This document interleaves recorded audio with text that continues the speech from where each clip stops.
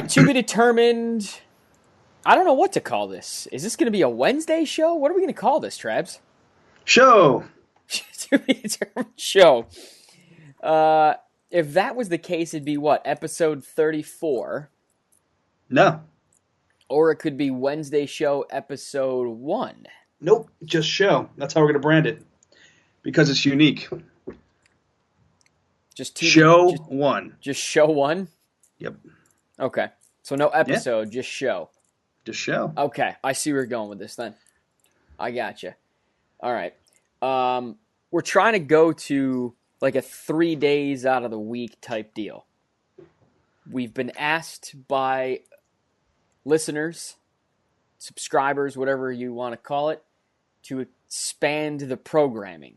They enjoy this, obviously, the main podcast. They enjoy the Friday show. They like the post-game press conference. Trebs, I think what this boils down to is people want more of you. Thanks. All right, so I think this is the setup as it stands right now. We'll try to mess around with this a little bit. The format will be similar to the Friday show, I think, is the idea behind at least what we're doing on Wednesday. Does that make sense? Agreed. Excellent. I just didn't want to miss anything, Trebs, that's all. Good show. All right. I'll drop that. Okay. The one-word answer bit, which is, if you're not watching this, if it's just an audio experience for you, then it just doesn't make any sense at all. Which it likely will be to save me a little bit of work. And to save the old hard drive a bit of space. Oh, you know. Just a bit of space. All right, so we got 3 topics, at least for this Wednesday show. Like I said, it could change up. We're still kind of working this thing in progress, but the idea is just to, sports are happening constantly, so it's hard to wait an entire week when major things happen, like tonight with the NBA 2017-18 season opening up, Celtics traveling to the defending Eastern Conference champion Cleveland Cavaliers, and boy, was it ugly in the first for your boys. Right off the bat. Literally. Gordon Hayward. A minute and a half in, is that what it was? I'm not sure if it was that near into the game, but Gordon Hayward, a lot of people, because it happened more recently, because he's maybe a little bit of a bigger, what are you doing, high five? 5 minutes, sorry, 5. I was just throwing up the 5 for you. 5 minutes? Sorry, I was trying to not distract you, and that did not work at all. That's a weird thing to high five for. I apologize. And the weird thing I talk about, so Gordon Hayward, maybe not as big of a name. He's the second option. Kyrie Irving happened closer to the season, the trade for him, and he's probably a little bit bigger name. But Gordon Hayward, massive free agent, all-star, multiple years. Mm-hmm. Like you mentioned, 5, where you threw up, I should say. I trying to just give you the 5 minutes, sorry. I was trying to do it and not interrupt you or disrupt your flow at all, and it didn't work. It didn't work. No problem. Hey, that's just zest. You're sprinkling some zest on it. I like it. Just trying to help the partner out there. I was just trying to help you out. Put that zhuzh on it. So this is an overlap, pick and roll. He's going baseline. The lob is to him. It's up in double coverage, and 3 guys collide for the most part in the air, and he comes down. At that point, it was really only him coming down himself as opposed to other guys. But, yeah, he comes down full bore. His leg gets cut under him, and the cameras showed a little bit more than they probably should have. Did you see it? Yes. Did you see it live? Yes. Did you go back and watch it again? Yes. Oh, my God. And I'm surprised I did. I'm surprised I did because I was watching with my father. He's the reason why the Celtics are the team I've rooted for since I was a little kid. All right. Here's something that's not going to be relevant you just on the audio version. You just disappeared. You're a vintage snapback for the Celtics. Yeah, so he has an old sports injury where he broke his ankle. So ankles are not good when it comes to this. So ankles, Celtics, he had to look away. I'm surprised I was able to watch it with that background going on with it. But now I can't consider it the Kevin Ware injury in terms of the contact, no contact. I think it makes players a little bit more worried when it came to the Kevin Ware one because Sure. it happened with no one around him. Sure. And yes, they still have this glaring thought in the back of their mind.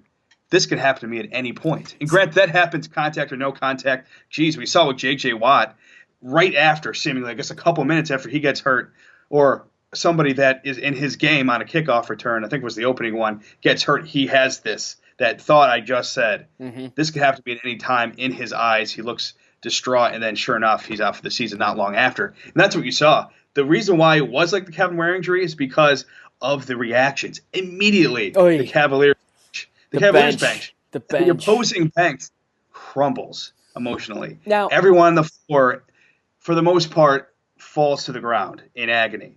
Now, in terms of emotional agony. And Jaylen Brown kind of ran the other way with a gaping mouth.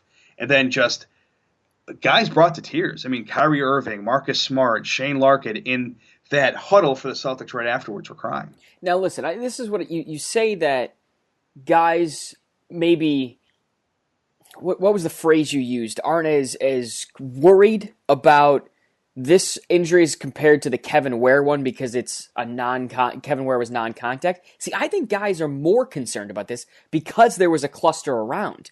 Kevin Ware to me seems like it's the freak thing, and maybe there was something that led to that prior that we don't know. Could have been a lingering injury that he just didn't feel very well and decided to play through it anyways. Mm-hmm. To me, because there are a number of guys around Gordon Hayward, I think guys are a little more like, whoa, wait a minute now. We got a long season here. We got a lot of money, on the line.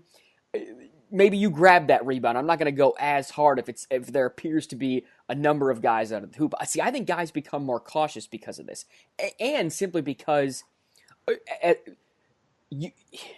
you can't help but go on social media and look at it. I was at the gym. I didn't see this live. I saw the tweets about an ankle. I didn't understand what it was at first, and then I went on and looked, and it's burned into my retinas. That's what I tweeted. This is burned into my retinas because you can't help but look at this stuff. Guys aren't they'll go back and it'll make its way around the league. And for TV to get a shot of that, I was really surprised they decided to get a shot of Hayward. You would have to assume the producer and the director weren't quite sure what they were looking at first. Something. I mean, I know the decision has to be made quick, but I'm not sure that's the decision that should have been made. It's a split-second decision. It absolutely is in that truck. It's quick. What just happened to him? Get to the and that's the instinct. You notice, when we watch the NFL this weekend, you watch the games. If there's an injury, you're cutting to the guy. Whoever's down, you get a shot of that person down. I mean, you noted this week as we were watching football on Sunday. I forgot who it was that had like an ankle injury or something. Was literally writhing in pain. I can't remember the game. I can't as well. If it was the Sunday after, if it was the Sunday night game or not. I want to say it was one of the Denver Broncos that was down, and you noted that they had grabbed his ankle or around his calf. I can't remember exactly where it was. It was on the lower part of the right leg, and he just the phrase you used to me was that he almost choked him out because he was in so much pain. Oh yeah. Oh, I just don't remember though. I can't remember who it was. Exact player. But you see those, and it's something like that is very compelling television. Something like this is you're right up to the line, and that's obviously across the line when you show something like this. So that was the big takeaway I had from this game was the Gordon Hayward, not only incident, and then as you mentioned, you lose the guy for what is going to be the year, I would assume. I doubt he comes back. There was some talk that he might be back in March because it's a fracture.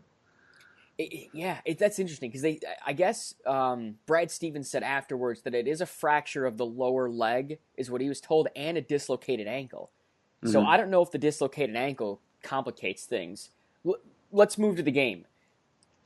Kyrie had a chance to tie this at the buzzer. But the problem on that was, I mean, that play was already shot for the most part because he had to take a circus shot. What you saw was Jaylen Brown. Yes, he led the team in scoring, but there's a reason why his plus-minus was by far the worst of any starter for the Celtics. He scored a lot in a lot of easy situations, but he really struggled. He still looks out there. Granted, he's in his second season, but he still looked out there like a guy that should not have been picked with a top 3 selection a couple NBA drafts ago. he is a guy who still looks like a newborn giraffe out of the womb in terms of his decision making, in terms of his coordination at times. Yes, he's very good with effort. He's always going to be good with that. And in terms of vertical athleticism, but that's a guy who was 2 of 8 from deep and took a crazy 3 at the end when it should have never been in his hands in the first place, which is a team problem. And then he should have never taken that shot. He should have found somebody who is more known for that skill set. And Kyrie Irving got it, but it was too late. He had to throw up a contested circus shot. He's thrown those up before, though. Kyrie has done that before and hit them. So that's why I say they had a chance. I know, I get it. It's opening night, but it's a get. I mean, with everything surrounding that game, you know he wants to hit that shot. Circus or not, he wants that shot. And I think it's very fitting. You noticed who D'd him up at that moment? LeBron. Mm-hmm. Yeah. Now, I just wonder if this is a foreshadowing to, and I think a lot of people assume this, to the Eastern Conference Finals. We'll see. I'm surprised that ended up being so close with Gordon Hayward being lost so early. Yeah, good point. But still, the fact that they needed Jaylen Brown, the fact that, first off, Jaylen Brown and Jason Tatum, granted Jason Tatum was the reason, I think the biggest reason they came back in the third quarter. I'm not sure at this point in his career he should be starting. Jaylen Brown, I don't think definitely is a starter. Mm-hmm. I don't know if a game or a team that has Jaylen Brown as the leading scorer so far, I know it's early, if that's going to be one that's going to be there in the Eastern Conference Finals when this 2017-2018 campaign is all said and done. Toronto's going to be very good this year. Yep. Hey. Washington, Milwaukee. Washington will be very good. Milwaukee will be good. So long as the Greek Freak stays healthy. Did you see LeBron afterwards in the interview? He noted that he was out of shape and his conditioning wasn't good. Oh, yeah. And he blamed it on the ankle a little bit. I get that. But this is a guy that posts Instagram videos of himself working out shirtless almost on a daily basis. How are you not conditioned? Well, he's been dealing with the ankle injury. A lot of people thought he wasn't even going to play today. So it was almost, you think the guy's going to go out there for the regular season. Obviously, the preseason is different in terms of his availability, in terms of him willing himself to be ready for it. But I guess I'm not surprised. He definitely did not look, he almost had a triple-double, but did not look to me like a guy who was able to play at his full potential. Right. You saw it a lot of times in transition. You saw it a lot of times in terms of closing out defense. And yes, he had some of those chase down blocks. He had one in Terry Rozier. But he wasn't, at least in my eye test, he wasn't the same LeBron. I can see why I said that to Kristen Ledlow, saying that he's not conditioned right now for the season. I just thought that was an interesting nugget because this is a guy that, like I said, just he's constantly posting about working out, and obviously had all the motivation in the world when Kyrie wanted to leave. I don't know. Golden State has a 9-point lead over Houston at the half, 71-62, in case you like scoring. My goodness, it's game 1, and Golden State has 71 at the half. It's the Nick Young game. He started off in terms of really the first quarter and then a little smidge in the second. Started off 4 for 4 from 3. Then he had a hoop and a harm. And then he had a shot that Clint Capella got called for goaltending on. The dude is putting up points. And that was when I came downstairs to do the show. He might have more than whatever, is 15 points or so. Oh, it was probably more than that. Wasn't he supposed to be an afterthought on that team too? It's just a bench guy? Well, a role player, yeah. He's not going to be a starter. He'll never be a starter on this team because he's not, an all-star. That's really what you have to be a starter on the Golden State Warriors. But, man, oh, man, I think this is going to be a great role player situation for Golden State and for Swaggy P because the guy has always been able to score. Mm-hmm. Yes, sometimes it's on a volume basis, but he's always been able to score. And now you have him in short spurts, and he's showing it right now. Granted, he's earned some real playing time in this game, so it's maybe not on short spurts on this night, but I think that's going to be quite the role player experience for them. All right, let's move to the Yanks and the Stros. Are the Yanks for real? I think when you have the best bullpen in baseball, especially with how important the bullpen is in the postseason, I think they're, good point. It's a lot of young guys. It's a lot of young guys, and the young guy amongst all of them, and Aaron Judge, before the last couple games here, before they got back to Yankee Stadium, was really struggling. Mm-hmm. So I could see where you're coming from because we were talking about before. You maybe didn't think that they were a real deal in terms of the World Series. I thought this was a nice story that they made it to the ALCS. I really thought Okay, coming back from 0-2, beating Cleveland, and I think I mentioned that the Cubs came back from 0-2, but that wasn't the case. I was confusing my baseball series. The fact that the Yankees came from 0-2 to beat the team that everyone basically had penciled into the World Series, the clear World Series favorite, at least from the AL side of things. I thought, man, what a nice story. I almost looked at him like, oh, look at the cute Yankees. Again, because I didn't think it was possible for them to be where they are right now. They admittedly have said, yeah, we think we're a year away. We think we're a year away. And so all these storylines combined, and I'm just taking in all the facts and trying to be as non-biased as possible because I'm not a Yankee fan. And Yankee fans look at me, look at what I'm saying and go, you're nuts. This team's got everything it takes. They punch me in the face for even suggesting that this is just a cute little story. But they're for real. You have to take the Yankees for real. And I hate to say this about a team that's in among the, as you said, they're the last four standing. Of course they're for real, Steve. But I don't look at them in that regard because I just think, okay, the Astros won 101 games. They're going to dummy them. It's going to be a 5-1, maybe 4. It's going to be serious. Sorry. It's going to be a 4-1, maybe 4-2 series, and that'll be that. Now, it's entirely possible that the Stros win the next two games, and I look like a genius here. But I would not be surprised if this thing goes 7, and the friggin' Yankees work their way in to a series against the Dodgers. I don't know. Dodgers or Cubs, it really doesn't matter because baseball's winning out because you got the top 4 media markets. And if the Yankees are in it, you obviously have the top media market. And that's exactly, they're Yankee fans littered all over the country. So that's exactly what Major League Baseball wants. Home field advantage. It's showing. Yeah. Going into that game yesterday, I mean, Aaron Judge was hitting 129, and they even started Chase Headley, who was 0 for 12 in the postseason. And he has both with his glove and with the power hitting. He came back with a vengeance yesterday. And then today, he ties it up with a double, and then Gary Sanchez gets a couple RBIs, hits Judge home, and a teammate right after that. And it's the young guys. They're back. Aaron Judge is back. And 2 for 3. Yes. Yeah. Didi went 2 for 4. This entire series is not going to be played at Yankee Stadium, but it's showing the return of the Yankee Stadium home field advantage. Because I think for a while, when new Yankee Stadium came about, what you had was a huge chunk, and right where you see it on TV, of these premium seats, where these business people would buy the seats, and it would count towards attendance, but they wouldn't be there. So all these games you see on Yes, and see on ESPN and MLB Network and Fox, you did not see a lot of really good fandom. And a lot of it's because of where the camera angle is and where these premium seats are. But now you're really seeing the return of the Yankees being not a fair weather fan base like a Miami Heat when they had Dwayne Wade, Chris Bosh, and LeBron James, but a real top-notch fan base like the Chicago Cubs showed last year in the postseason that they are. Yeah. And to look at the other side of this, you're seeing maybe not as big of a home field advantage going on right now in the other side of things, the NLCS. Because at last look, the Dodgers did not care too much tonight about playing on the road. No, top of the 9th, it's 6-1 right now. Oh wow! So it has not changed. No, and that's surprising. The Dodgers appear to. I mean, listen, if the Cubs go down 0-3, this to me was the crucial game of the series. I don't see him. Yeah. I just don't see it. Many expected, like, out of the two, the home field advantage would be much better for the Chicago Cubs and not the Yankees. And now look what we have here. This postseason has been insane. It's been really fun to watch, though, which is nice. Anything else on baseball? It's wild. I mean, Aaron Judge is either really good or really bad. There's really no in between. This postseason was a microcosm of what he did in the second half. Obviously the first half. I would say the entire season he's been so hot and cold. Yeah.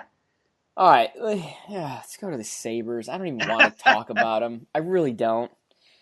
They're playing some team in the desert who's using a goalie by the last name of Subban. Oh, I thought you were going to say Arizona.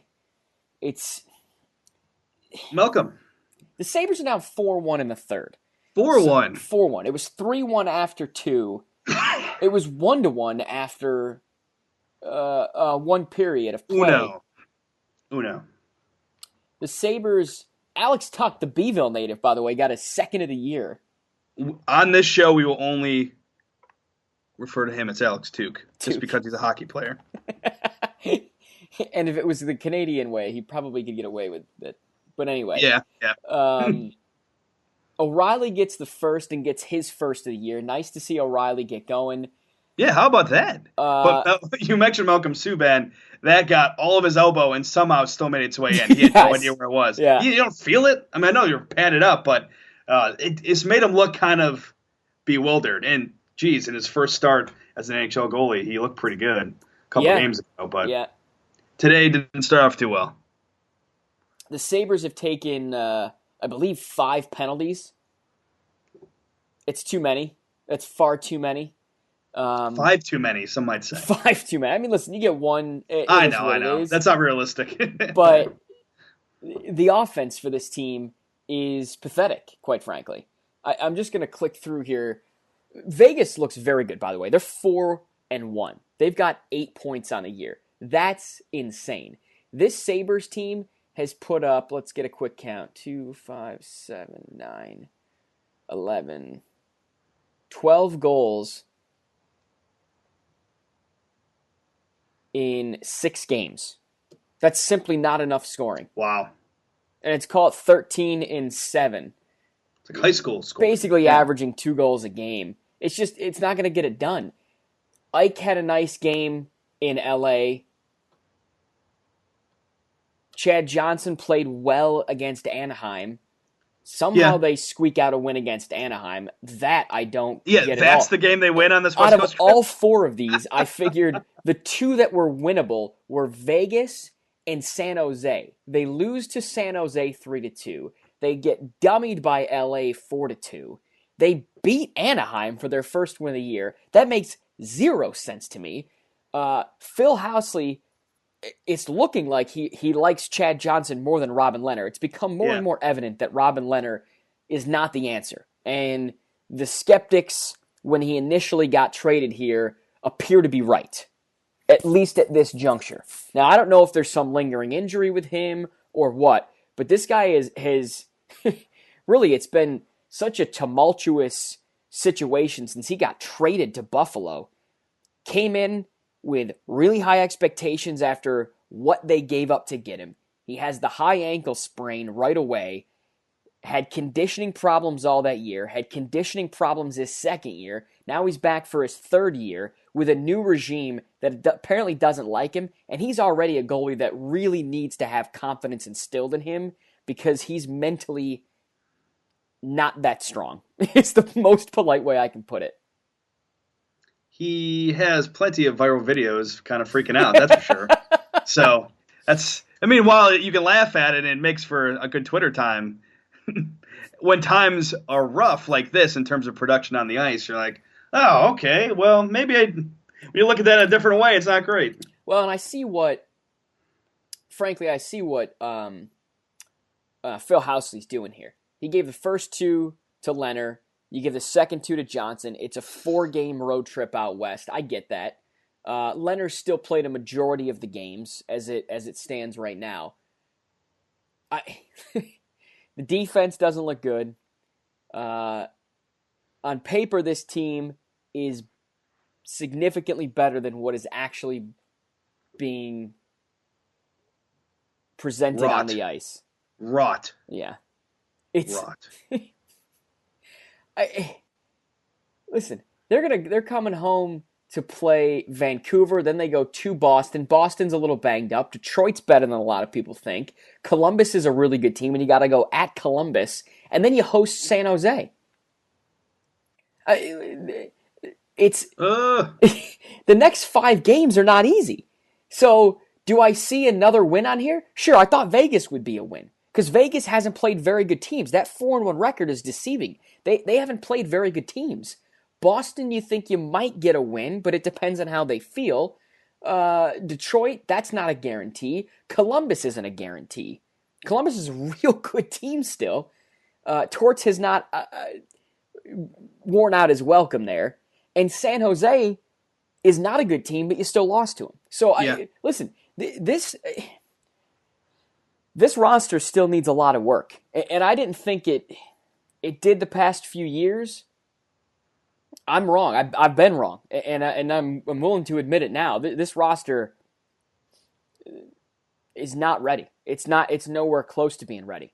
And sure, you've locked down Jack Eichel, and you've got Ryan O'Reilly there for a while. Kane's going to want a new deal. I think he's in the last year of his deal. You still have no goaltending.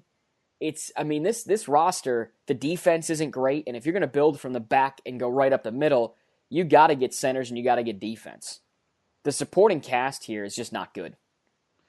Is saying something is a must-win this early in the season, it sounds a little ridiculous, but in terms of this first chunk of the season, you've got to win in terms of that handful of games that you were talking about against San Jose. You've got to right the wrong of losing to another bad team, a beatable team for you. In Vegas with a backup goaltender? In the fact that it's not in San Jose this time around, it's here.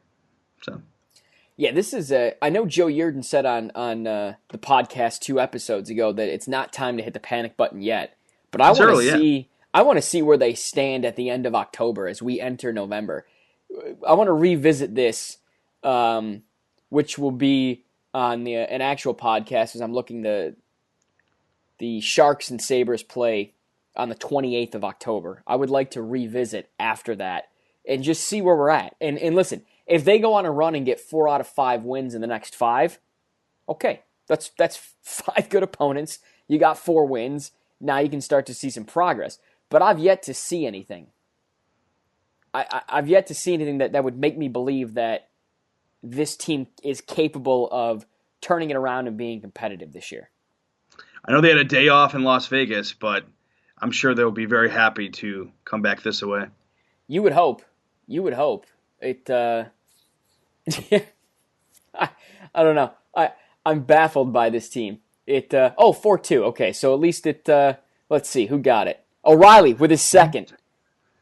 Dun, dun, dun, dun, dun, dun. O'Reilly got his second. It's a power play goal.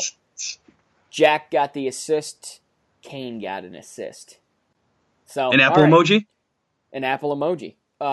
So hey, we'll see if they can push. If they can get 2 more goals. Now they got 10 minutes, I guess, left. They get 2 more goals, tie this game up. That'll say something to me. But for now, it's not good. But they have to prevent goals. That's the biggins. That's probably the more. Wait, do you think they're having more of an issue scoring goals or not allowing goals by other team? I know both are bad. I was going to say that's a great question. That's a great question because, you see, and I just like to go back and point to 2 out of the first 3 games they gave up 6 goals to 2 different opponents. The Devils turned out to be. It turns out they have turned around that franchise rather quickly. But, and I've noted this before, they did it with Corey Schneider, who's actually a really good goaltender, but they gave 6 to the Islanders, and they gave 4 to LA. So, honestly, it's both. It's both. It is. Because I know for like the last couple of shows we've done, one the full episode, and then I think our last Friday show, you've thrown out updates on those 2 big stats of goals against and goals for average, and they've been so low in each. So it's just it's a both situation there. It sounds like a cop-out to say both, but when you're giving up 6 goals this early. I don't think it is when it's this. I'm just looking at I don't always like to look at the numbers because the numbers can sometimes be deceiving if it's an empty netter or whatever, but you can't give up 6. If you're giving up 6 and you're only scoring 2, there's no empty netters there. Yeah. You know what I'm saying? There's just too much of a discrepancy. Now, 3-1 versus Anaheim, you could look at that score on paper and it could be a little bit different. But you lose 3-2 to a really bad Montreal team in game 1. You lose 3-2 to a bad San Jose team. Yeah. And now you're down to a Vegas team. Listen, we'll revisit it after we end the month of October, but I'm not not that I'm ready to hit the panic button at this point, but it's not. I'm already starting to look up who the draft picks are. I mean, it's not good. It's not You're good. A scallywag, I love it. Syracuse is 16.5-point underdog. We weren't going to talk about this, but we had mentioned it in the pre-production meeting here prior to the show. We think that's a very appropriate line. Yeah, and what's even more appropriate is, what did you say? Was it 52? Oh, no, 58 58 and a half is the combined? Whatever yeah, the terminology is. is the over under. So, Over under. yes. So I I'm tempted to take the under, but the problem is these are two pretty prolific offenses. So it makes me feel like this could be a 42-35 type game. It could also be, and that makes it sound like Syracuse has a prayer. I don't think they do, but I've been wrong before. So With Syracuse not having a lot of clout outside their linebacking core defensively, and them having such a prolific passing attack, they're going to be in a lot of shootouts. So you're going to have high over-unders, if you ask me. So I think that might be pretty good. yeah. I don't know. We'll talk about Syracuse more. Pretty good. We'll talk about Syracuse more, hopefully on the Friday show. They play, what is it, this Saturday, I believe? If I'm not mistaken. I would think Yes, so. they play this Saturday. Not Sunday. Well, maybe. I don't know. I'd be shocked. I would be shocked. All right, Trevs, Matt. We'll see everybody for the Friday show. Sounds good to me. Wait, what? What? Later, boys.